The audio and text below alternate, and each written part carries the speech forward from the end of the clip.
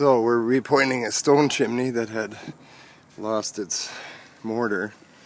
and it's all porous, so we're going to repoint it, and then we're going to like we're filling it up with mortar here, and then we're going to put some waterproofing on it so it doesn't do the same thing again and soak up on the inside.